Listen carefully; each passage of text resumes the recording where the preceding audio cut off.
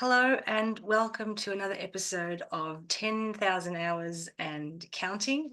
It's a conversation about spirituality and the journey as a human being and a soul having this human experience. It's something that I like to discuss because I think we all need to encourage ourselves on the path that all of the effort that we put in counts, and sometimes we might not notice that or understand it or give ourselves the credit for our many 10,000 hours and counting of this skill set of learning the path. So I'm here with my beloved soul friend, fellow practitioner Angela Lawson. Across the globe, Angela is. Hello. And So happy to be here. it's just a joy. We just do this from our heart. So if any way this sparks anyone, we're just so happy to be here in this sacred space, hands across the ocean. I'm in Melbourne, Australia, and Angela's in Hawaii for this recording. So we were talking earlier, and I said this title came to me of healers, potions, and poisons. And to me, this means as healers, what do we do to support ourselves, being a healer, whatever that term means for you, but being a spiritual, sensitive being? And where are the traps or pitfalls that being a sensitive being can come up in your face, and maybe consciously or unconsciously you're imbuing a certain energy of a poison that you don't need for your sensitive system. So let's talk a little bit about that. Yeah. And immediately it comes to that, gratitude that gets thrown around. And we were saying it's so easy to be grateful. Like we find that so simple. I have no problem saying what I'm grateful for each and every day. But when it comes to being integrating that grace, sure, we can do that for other people, but how much grace do we allow ourselves? So I feel like that's an example of some of that poison and potion that can be skewed for better or worse in that. Yeah, absolutely. It's that nourishment, isn't it? Because we've spoken about these other times. It's the way that you would help another person and speak to them versus your own self-talk to the self. And there's often there can be a divide there. So again, I always like to use it too as not so much a reason, again, to beat myself up for where I see that maybe I've been dallying more with the poison side of the equation. It's all learning, but it's helpful to take that almost as your own red flag when you notice you either have a bit of burnout or you're feeling, that classic thing healers feel, the compassion fatigue, where you just are finding it difficult to care in whatever way, you just feel overwhelmed. And I'm sure we've all had that. Those are the red flags to step back and to stop trying to give and fill your cup. That is the fill your cup message to me. And then also fill it with what? Because we were just talking before, we said, when you're a spiritual being, there might be certain ideas about how you fill your cup, but you might want to go and watch old episodes of an old sitcom, or, something you used to watch when you were a kid, or an action movie, or listen to anything. It doesn't have to be spiritual music. So filling your cup in a way that genuinely does, and that doesn't seem, again, how you should do it if somebody was watching you. Oh, I agree with that 1,000%. And it makes me think about those things to ask yourself besides, like, what have you been grateful for this week, for instance? But then what have you done this week to be kind to yourself? Can we honestly answer that? And it may be more difficult when you start really consciously trying to list, well, how have I been kind to myself this week? And maybe that can help spark too, kind of where the litmus is of where your self-care is. Because sometimes, yes, it's so much easier to do than others.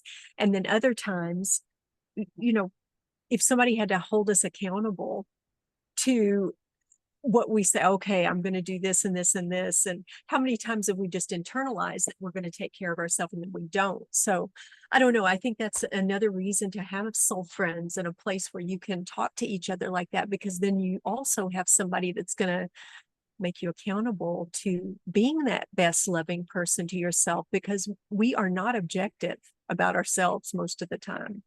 It's so true. And we also tend to have that view of making it into something where you are saying, it's like when you watch a movie or a television show with an archetypal thing where the hero or the heroine is great at their job, they're an amazing lawyer, but they're a terrible mess in their own life, right? They can't get right, Right.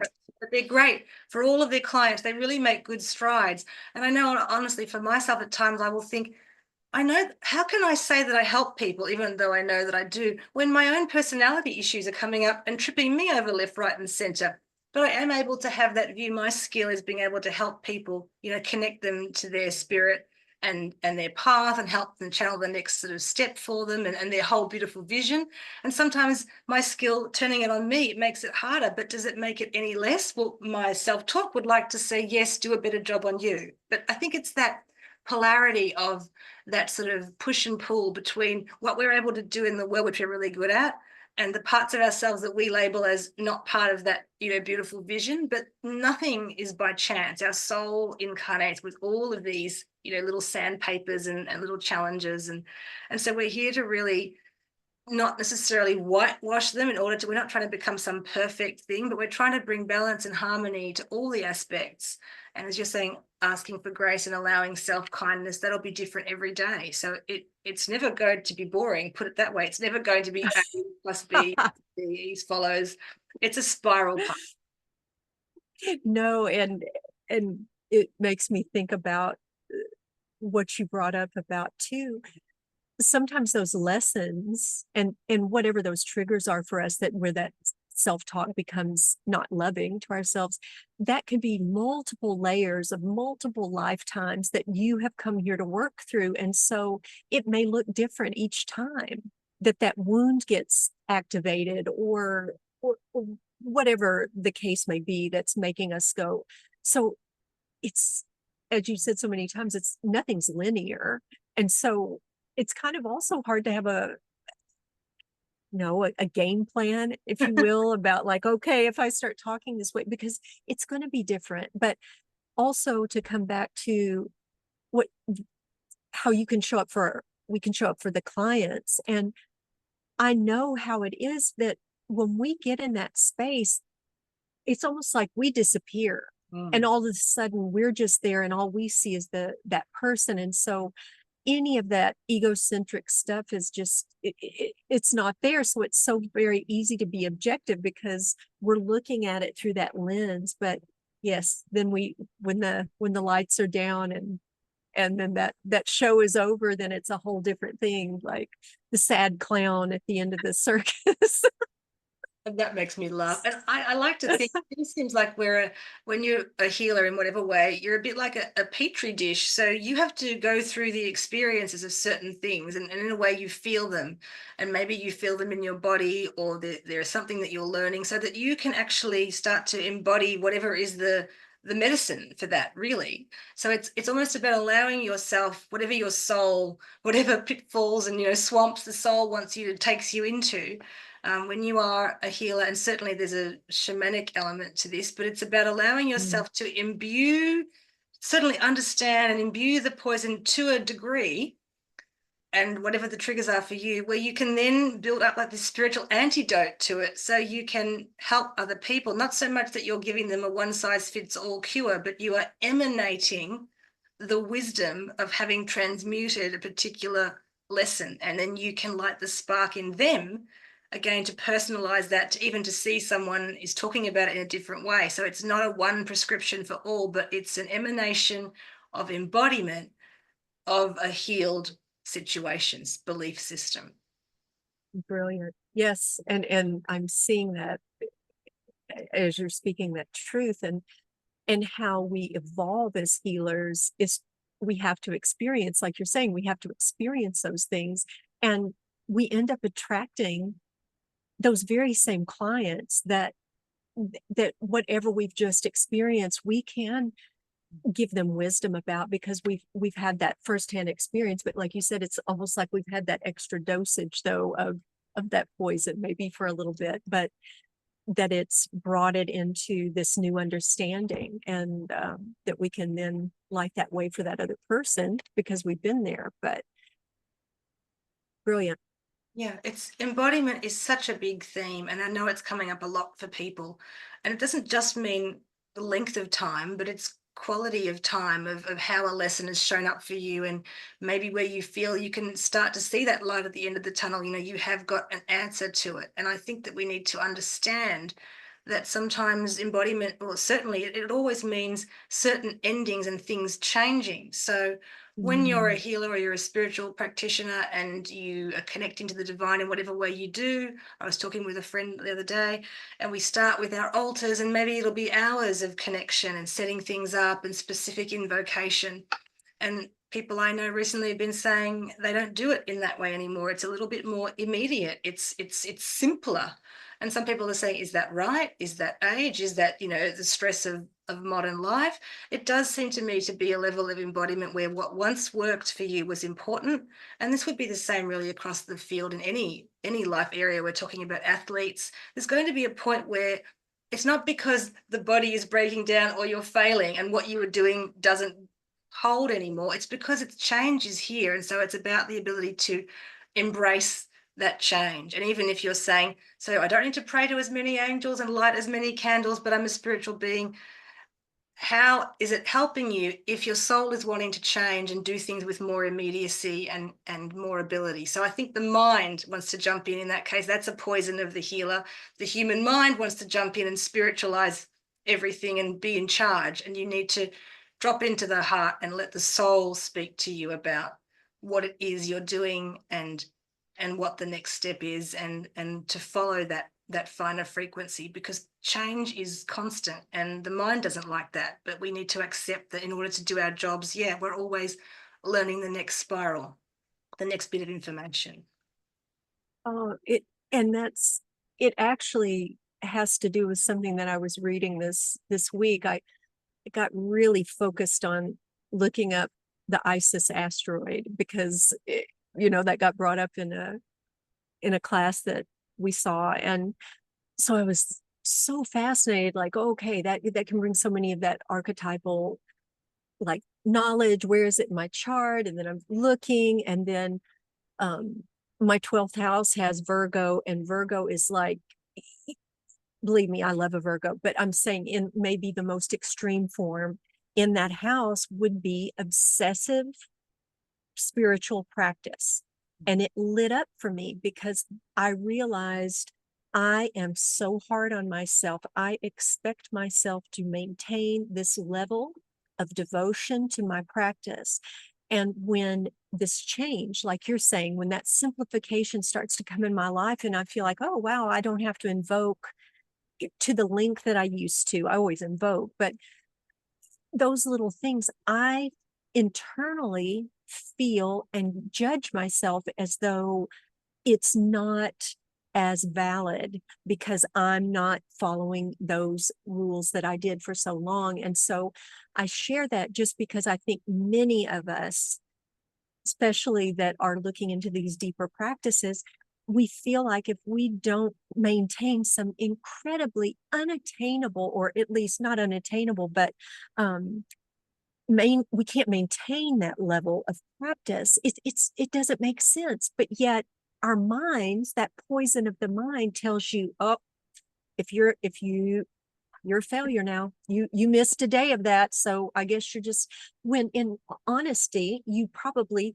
hit that level of understanding, and now it's okay. You're carrying that higher vibration. And so you don't have to work it that hard. So the point being that that poison can cloud us from really the cure that we've already embodied, which is that we've elevated, if that makes sense. Elevated. It does. And I think that it can take a little bit of practice, and even at this stage on the journey, there'll be some reason that it'll be a trigger where it's less clear for me to see that I'm trying to do something that used to work and it's not working, and I'm just wanting to apply it in that way. Yeah. And I want to flag what you said earlier about the other aspects of self, because I Mm. do know that, we incarnate with certain patterns and maybe even people and things from other lives that we've chosen for this life to come in and bring those threads through so that we can put more healing into it and maybe overcome patterns that we were not able to overcome because we died in that lifetime. And the importance, I think, they talk about the wounded healer, and that label used to perplex me in a certain way because I sort of try to think, what are they saying there? But I do understand it. What we were saying, it's about you bring this openness, almost like this vulnerability of being able to sort of sit in wounded areas and move around in there and examine it so that you can bring healing not just to you but to the collective. So it's about being able to go to the dark places and not be overwhelmed to the point where you give up. Like there may be overwhelmed, but you face it and you ride the next wave. So the aspects of self that we come through with the personality tests, this is that part too we need to accept as healers, that there'll be certain things that we need to heal because, you know, we may have had a life. I remember one past life session I had many years ago, and the woman said the last thing you thought was, I'm never going to do this work again. You know, like you're hiding, you're in, and they're coming to get you for doing the spiritual work. And when she said that, I could feel the resonance of that aspect of me say that, the energy of when you die, you either give yourself, there's something in sort of a fictional wizard book series of like the wizard's death curse, that the last things that you say can be used with great power. And so you either have that thought perhaps when the aspect of you has died, or you think it, you know, and so then the following aspects have the ability to sort of pick up that thread and either use it as a cudgel for themselves to beat themselves down again, Yes. or as that little bit of a wounding that makes you look into it to look for what is the healing. Is it tea tree antiseptic? What is it? Like, so it's a wound, but you've got a view of, part of you says, I'm never going to give in to this. I'm not going to die, give up. I'm going to keep going and working on this until I get the answer. I love that. And then the whole wounded healer, because there's such wisdom in that archetype too, but it can also, to me, it can be martyrdom. So we have to also watch that. It's, oh, I'm here, I'm trying to work through my karma, you know, Yeah. and that doesn't serve us either with that. But yes, that willingness to look at something objectively, that without the, yes, carrying the burden, I guess, of whatever that is. But I'm kind of like keep revisiting what you were saying about that on the deathbed, that last word that you said, and the power of that, which lends itself to, which I think about this a lot, maybe that's healthy or not, but you know, when I die, I really want to be so conscious of what my space is like, and the thoughts. And with you saying that now, I'm just fascinated by that. Yeah, I think that we need to, you know, honor those parts. It's like they say, I know what I know. So there's certain remembrances and things that you'll find which will be threads from your past life. Yeah. And I just mentioned a reading I did have.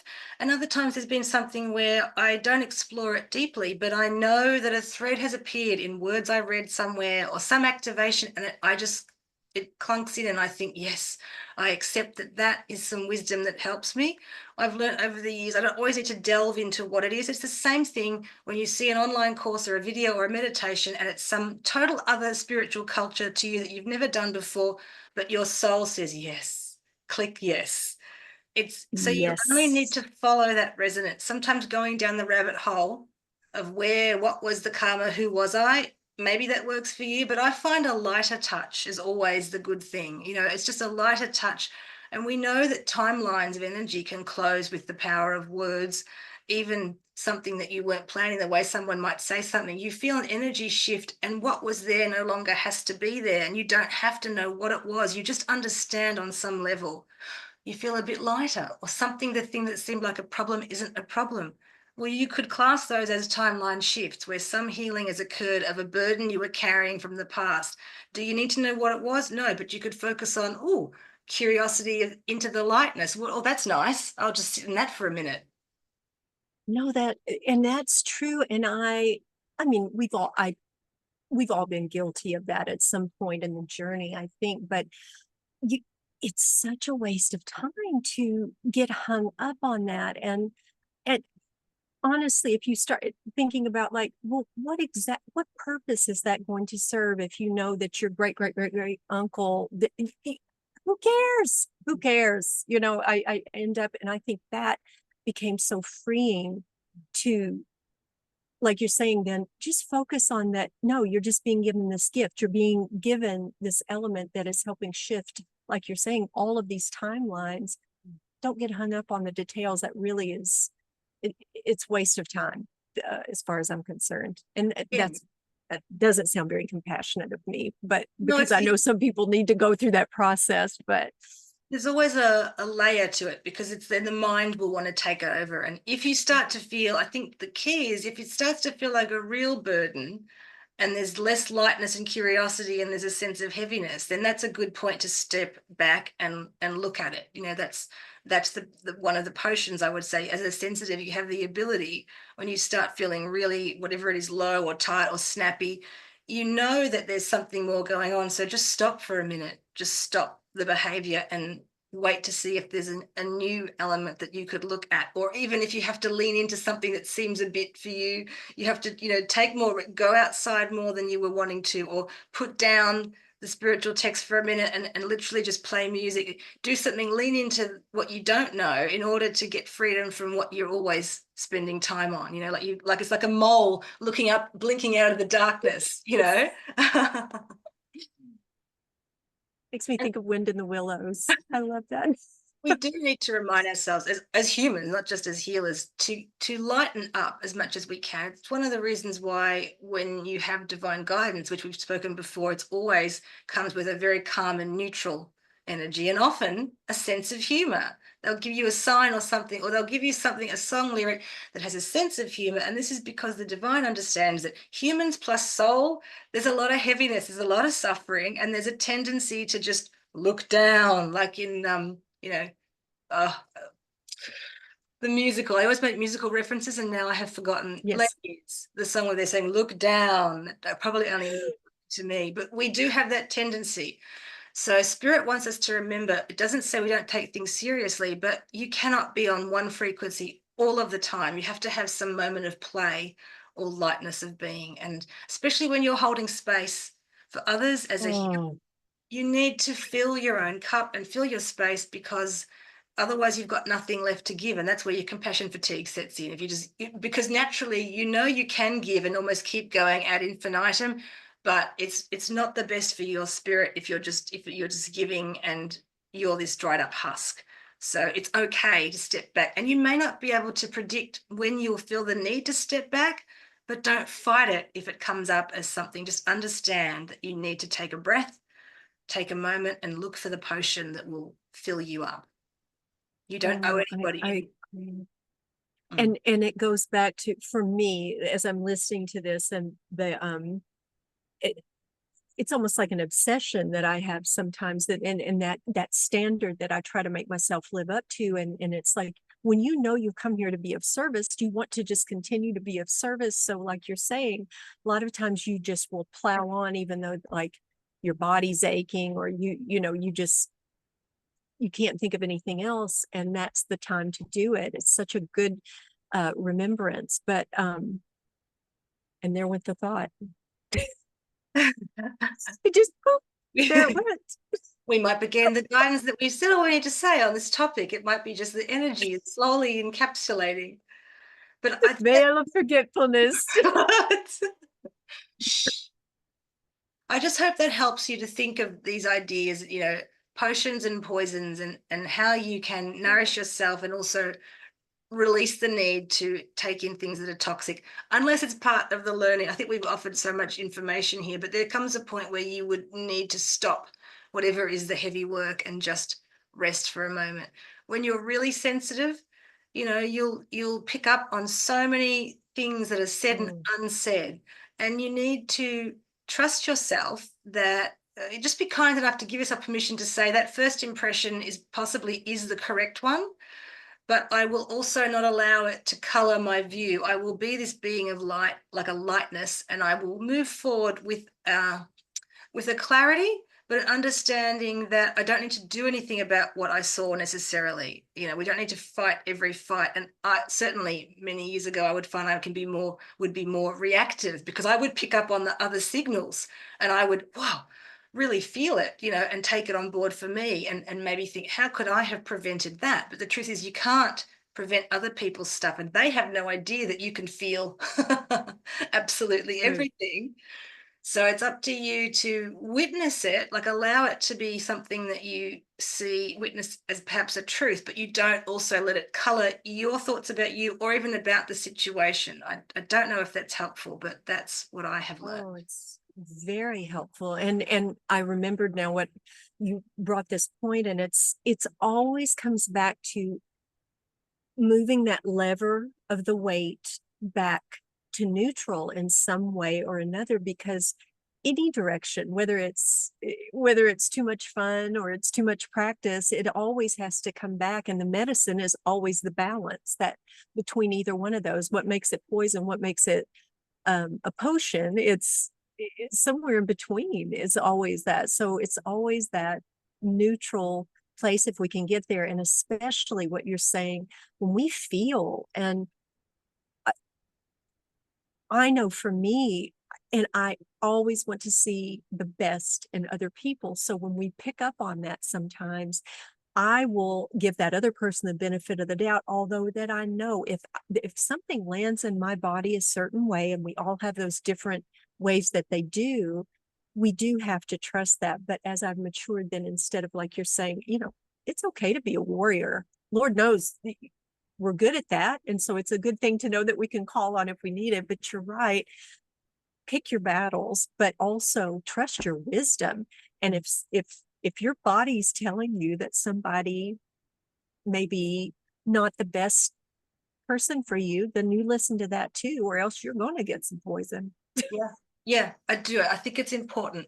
And I'm glad that you said it in that way, because it is about also giving yourself the gift of that you noticed it for yourself and you don't have to feel betrayal later. So if things, come out in the wash, and I've had people say, I just had rose-colored glasses, I had no idea that was going to happen, and they have to really deal with the betrayal, which is possibly their wound medicine.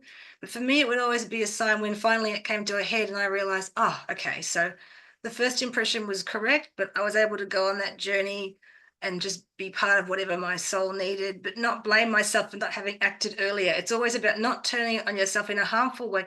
Use your gift as a soul confirmation, so as long as you needed to be there. If you step away, you step away, but at least if you're still there, you have the guidance to stay. At least you have an awareness and you're not going to feel you've been gutted if things fall apart, essentially. So it's always a unique journey, of how to uphold your own spiritual essence in the world and how to unplug. There's times you need to unplug and then plug back in. But just if you give yourself permission to know, there's no rule book that says keep pushing, keep forcing. I mean, nobody can do that all of the time in any way. So don't, especially when you're sensitive, don't do that to yourself. Give yourself permission to say, for now, I do so much. Even if there's people I can't explain it to, I'm just going to give myself permission to take a step back and be unavailable for a certain amount of time. And that's okay. That's okay for me. And sometimes you can't use words, so you just do it and just know if you're feeling, oh, should I, what, Mm. just give it to guidance and get them to show you how, but ask, but stand up for yourself and not be the actual warrior all the time. But the warrior might just be very strong. It's not about fighting, but just saying, time for me now, so take the time that you need, because you are important. We're all here. We're healing, we're helping each other, we're healing Earth. The healing profession, the idea of self-healing is very important. So we all want to keep doing that, but we need to temper it with the wisdom of rest and relaxation and rejuvenation. Here. And we don't owe an explanation. And if you need rest, you owe nobody an explanation except that a simple no will do. Yeah, that's exactly right. Sometimes no is the best medicine for anything. Truth. Yeah. Yes. So there's one of the conversation threads. It's always just wonderful to follow this with you, Angela. Just bring in the I, energy. And I we love these times with you. some sort of supportive nest of, yeah, it just feels nice. So that's the intention, just to remind you, give yourself a pat on the back. You put in a lot of time to this, whether you're using your spirituality in a professional way or just personally. It's a never ending journey, and it takes great courage to even take the first step on it, and then take the 10,000th is my math step, but keep going, you know. It's important for all of us here on earth, and we want to manifest this place on earth. We want to create that heaven on earth, which is unfolding even as we speak here today. So so many blessings, and we will be in this space again in the future. Namaste. Much love.